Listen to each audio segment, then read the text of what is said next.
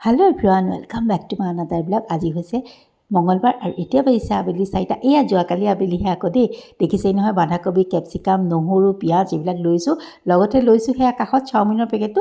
তাৰমানে চাওমিন বনাই আছোঁ। ব'লকচোন সহজতে কেনেকৈ সোৱাদ লগাকৈ বনাওঁ মই তাকে দেখাই দিওঁ। মানে আজি এয়া যে আছিলে টিচা ভাগিনজনী, তাই যাবগৈ। মাক দেউতাক আহিলে যিহেতু বোলো অকণমান আবেলি পৰত চাওমিন খুৱাই পঠিয়াওঁ। আৰু তাই যিহেতু ভালো পায়, বনাই খুৱাই ভালো লাগে। মই অকণ ৰিফাইন অইল, অকণমান নিমখ, অকণমান ঢালি লৈছোঁ।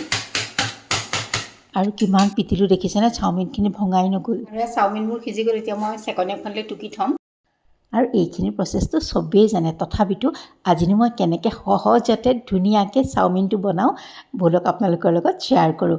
এয়া দেখিছেনে, কেৰাহীত দি দিলোঁ অলপ ৰিফাইন অইল, পিঁয়াজ, নহৰু, তাৰপিছত পিঁয়াজ, সেইখিনি ভাজি আছোঁ। আৰু তাৰপিছত দি দিলোঁ কেপচিকামখিনি। একদম বেছি মানে কম জুইত নহয় দেই, অকণমান যাতে ভজা মানে কেঁচা কেঁচা ভাৱটোহে যায় তেনেকৈ ভাজিছোঁ। তাৰপাছতে এই বস্তুটো কিন্তু স্কিপ নকৰিব দেই, ভাজি থাকোঁতে অকণমান ভিনেগাৰ দি দিবচোন। চাওমিনখিনিৰ সোৱাদ, কেতিয়াবা সৰু বস্তু এটাই চাওমিনখিনিৰ সোৱাদ বহুত বেছি বঢ়াই দিয়ে।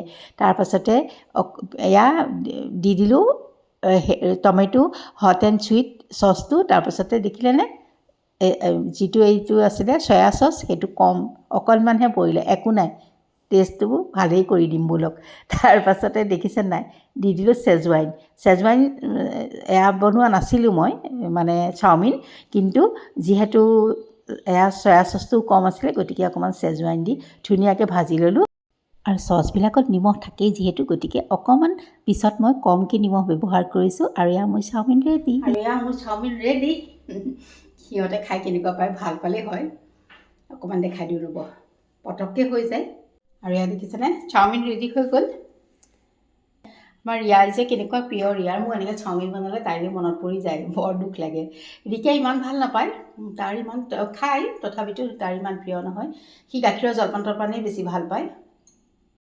আৰু আহক আজিৰ থালিতনো কি আছে অকণ দেখাই দিওঁ। এয়া তিতা কেৰেলা দেখিছেনে, পিটিকা কৰি খাব লাগিব। ভাততে দি দিছিলোঁ, বেছি নাছিলোঁ, 2-3টা।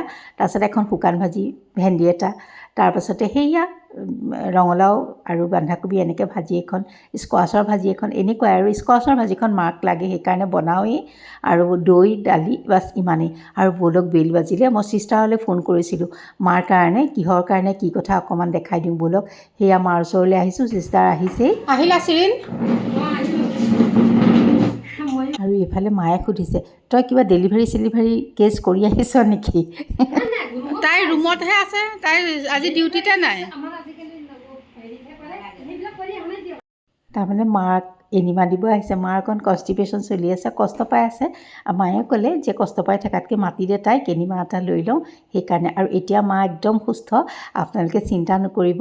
দুপৰীয়া ধুনীয়াকৈ ভাত পানী খালে। আৰু এয়া মোৰ কাৰণে দুপৰীয়া ৰেডি কৰি লৈছোঁ, এনেকৈয়ে লৈছোঁ। আৰু এয়া খাবলৈ লৈছোঁ। মাক সেইফালেই দিছোঁ, মাৰ গাটো অকণ ভাল নহয়। আৰু মই তেওঁটোৱে সৰুটোৰ দৰে খায়েই গ'ল, গতিকে মই এতিয়া খাই লওঁ। অকলে অকলে বাৰু অকণ বেয়াও লাগে, কিন্তু একো নাই, ভোকো লাগিছে, খাই লওঁ। আমৰ আচাৰ অকণ কৰিব লাগে, তেল অকণমানৰ সৈতে, আৰু একো নালাগে। আৰু ভিডিঅ'টো চাই যদি ভাল পালে প্লিজ লাইক, শ্বেয়াৰ, কমেণ্ট কৰি মোক উৎসাহিত কৰিব। আৰু তেন্তে আজিলৈ আহোঁ।